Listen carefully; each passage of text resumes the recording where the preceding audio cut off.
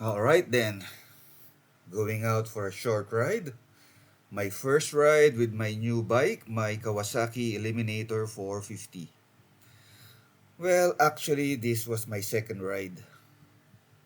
I had gone out for a short ride before, mainly to the gasoline station for some of the premium stuff. Yeah, man, the good stuff. Anyway, that's what the manual and the shop recommended, so premium stuff it is. So, yeah, short ride, short ride indeed. Short enough that I didn't really feel like making a video out of it. Plus, I reckon I was too excited that I forgot to turn on my Bovlov body cam at the start, remembering only to do so when I was already on the way home. Yeah, man. Stupid me. What can I say, man? Guess I really was just too excited, man. Yeah. Today I hopped on my new ride to head on over to Kawasaki in Makati. It had already been more than a week since I bought my bike. A week since it got delivered to the house. If you recall, I had the bike delivered. I couldn't very well ride it home myself, so I had to shell out for the delivery.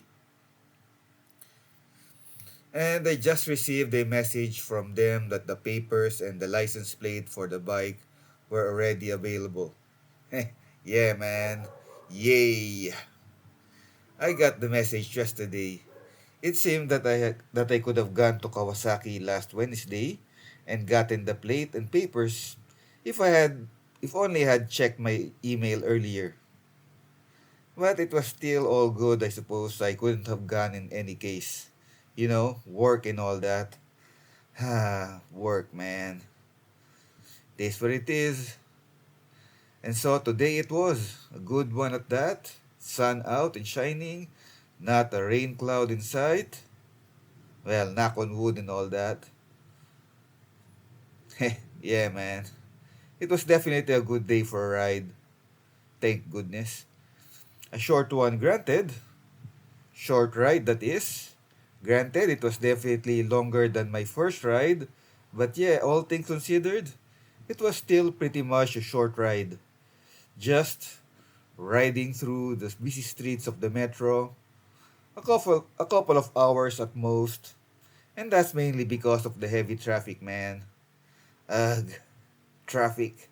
What can I say? It's quite bad, man. And it's just getting worse and worse, particularly now that there are several infrastructure projects and major road repairs going on. You know, the EDSA repair, the LRT, and all that. Oof.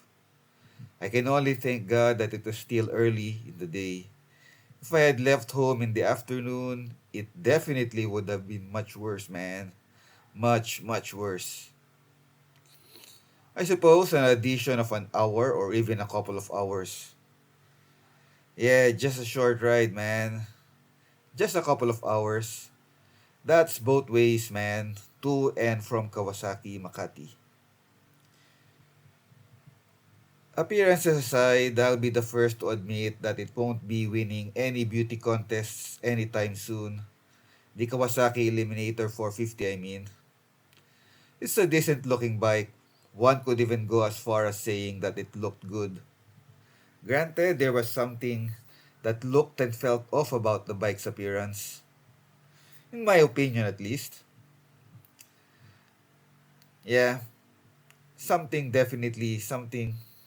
felt off about its looks, man. Particularly if you are familiar with the Kawasaki bike lineup. It looked somewhere in between the Vulcan S and the Z650, as if it couldn't decide whether it was a cruiser or a naked bike. I can't quite figure it out why they went this route with the Eliminator. If memory served, the past Eliminators were more along the line of classic cruisers than standard bikes or naked bikes. They were certainly no sports bikes, that's to be sure. Yeah, classic cruiser sans the V-twin.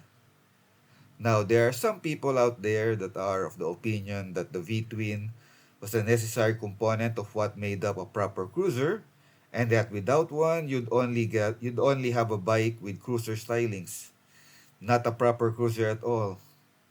Yeah, no man. Agree or not?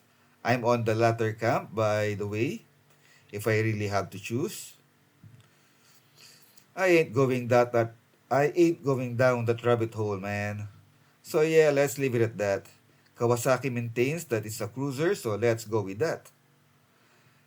Still, I found it strange that the new Eliminator turned out the way that it did. They probably went with that to better compete with the Rebel 500. There are a lot of similarities, particularly in terms of ergonomics when it comes to the two bikes. They probably went with that. Yeah, more than likely. But if they really wanted a more modern take on the cruiser, they already had that in the Vulcan S platform, in my opinion. They could have simply retired the Vulcan S650 and then came up with two models in return, a 450 and then a 1000. No sense in having both a 450cc cruiser and a 650cc cruiser at the same time. Too close in my opinion, at least. They could have put in the 450cc engine in the Vulcan S, tweaked the appearance, styling, and ergonomics a bit, and then throw in LEDs, and there you have it. And then for a bigger bike, for those who prefer it, or for those who want to upgrade from the 450 after riding one for a bit, they could make a Vulcan S with the engine of the Z900 or Z1000. Heh, yeah, man. Now that's a lineup I could very well get behind.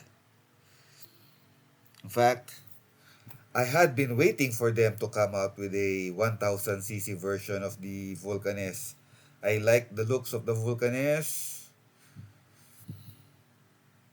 Definitely would have been much better with a 1000cc engine, but that's just me, man.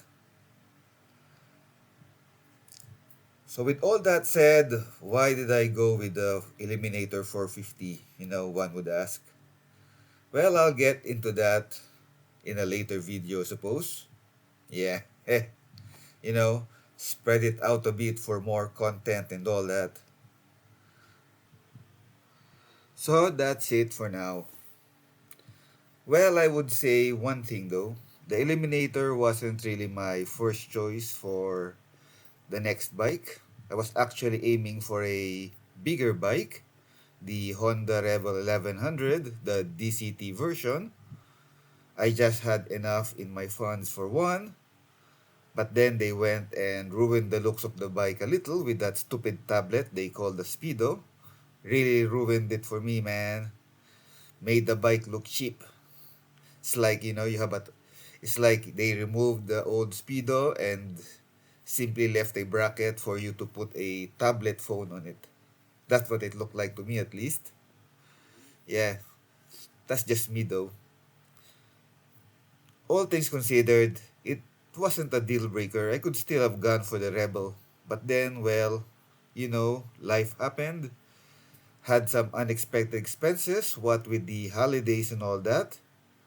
I suppose I could have waited a bit longer for my funds to build up again. But I really wanted a new ride. You could say I couldn't wait. Yeah. And since it would be my next daily commuter, it occurred to me that maybe a smaller bike would be better all in all. Smaller as in the engine displacement, that is. So I then found myself once again looking at the Vulcan S and the Rebel 500, and of course the Eliminator 450. But like I had mentioned, spread it out a bit and all that for more content. I'll talk about what really led me to getting the Eliminator 450 in another video. So yeah, that's it for now. Until next time, ride safe.